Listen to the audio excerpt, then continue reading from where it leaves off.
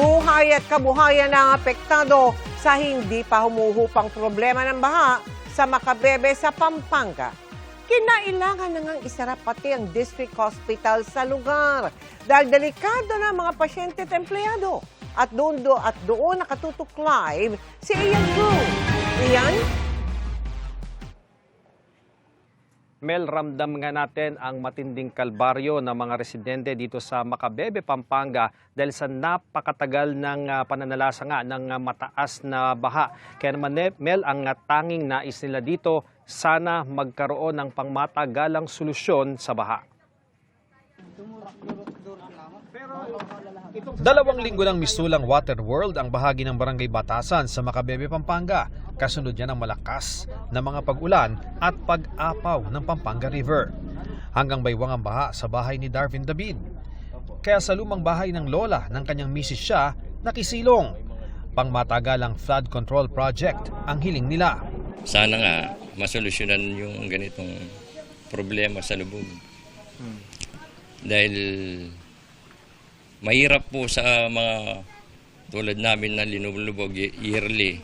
Kalating taon po, lubog, kalating taon, doon ka lang makakapaghanap buhay. So, mahirap. Pero tuloy pa rin sa hanap buhay si Mark Lee na naghatid ng mga parcel sa lugar. Ano sir di pamilya na sir. Kailangan na. Kailangan na maghanap buhay sir. Sige, saan ka pa galing? Saan pa nanggagaling yung mga delivery mo? Galing pa to ng San Simon. Dahil din sa baha, kaya kahapon pa opisyal na sarado ang Mayor Domingo Flores District Hospital dito sa Macabebe. Ganito po kalalim ang tubig dito sa paligid ng District Hospital ng Macabebe, Pampanga at sa tindi nga po ng baha dito na tumatagal na ng 2 linggo, ipinasya na ng pamunuan ng ospital at ng provincial government na i-shutdown po yung operation nito dahil nalalagay na po sa peligro ang kapakanan hindi lang ng mga pasyente kundi pati na ng mga medical personnel na nagtatrabaho dito. Kaya nagtayo muna ng medical outpost ang mga taga-district hospital sa private compound ng chairman ng Barangay Batasan. Kasi walang magamit na iba, kaya na yung eskwelahan, lubog, simbahan, lubog.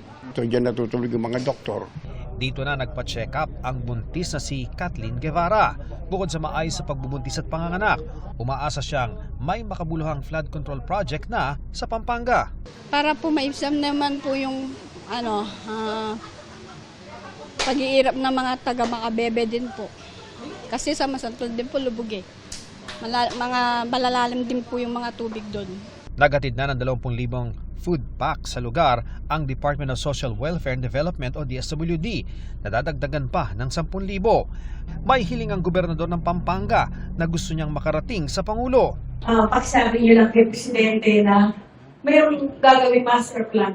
Yung plan na kung matagalan. Bahagi na rin ng assignment ko is yung pakiusap nila na ma-follow up yung mga plano. And kanina magkasama kami ni Secretary Vince and he's very well aware, exact words naman sa akin, engineering solutions are on its way.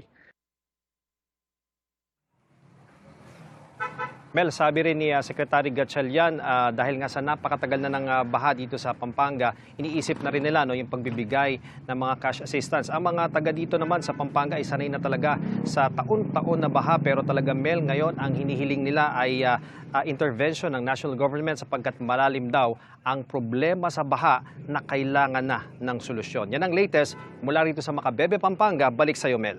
Maraming salamat sa iyo, Ian Cruz.